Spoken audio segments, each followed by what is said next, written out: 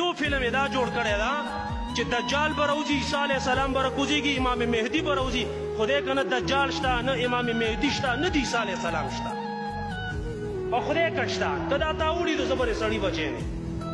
رب دې تعالی 15,000 کاله نه 10,000 کاله زندګي تیر کړي، 10,000 کاله چې ته ژوند دی او تا دا درې واړه په سترګو ولیدل زه به مسلمان یم. دا د جذباتو خبرې نه دي، زه بالکل په دلایلو در سره خبرې. السلام علیکم ورحمت الله وبرکاته. دغه ورور دا خبره کوي چې د خروج الدجال د دجال راوتل نشته او مهدي علی السلام دا دنیا ته راتل نشته. دا خلکو یو فلم جوړ کړي. دا سړی د ول په خپل ایمان باندې ویریږي او په دې باندې توبه وباسي.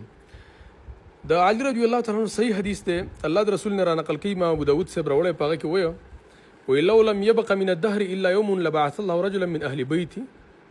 نبی سلام فرمایي زما د اهل بیتونو به الله سبحانه وتعالی یو سړی راولي چې هغه ته مهدي ویل کېږي او قیامت ته نږدې به راوځي په داسې وخت کې چې دا زمانه به د ظلم نه ډکه شوي، الله سبحانه وتعالی به هغه د انصاف نه ډکه کړي. دغه شانتې یو صحیح حدیث امام ابن ماجه صاحب راوړی، په هغه کې انس بن مالک وایي سمعت رسول الله صلی الله علیه وسلم، په هغه کې وروسته وایي چې نحن ولد عبد المطلب وایي سادة اهل الجنه انا وحمزه وعلي وجعفر والحسن والحسين والمهدي. د مهدي تذکره په هغه کې شوې ده. نو دغه حدیث نه معلومیږي چې مهدي علیه السلام د غیر راتلل دا یقیني دی او خامخا به راځي. یو صحیح حدیث کې راځي چې علي رضی الله تعالی عنہ فرمایي، ابن ماجه او احمد راوړی وایي چې المهدي منا اهل البيت، مهدي زمونږ د اهل بیتونه دی، نو خامخا دې راتلل شته.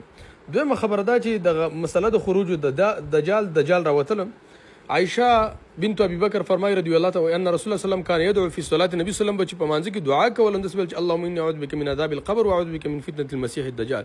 تو دجال د فتنې نه به امن غوښتو، نو چې په حدیث کې راغلی ته څنګه انکار کې، په کوم ډول دې ته انکار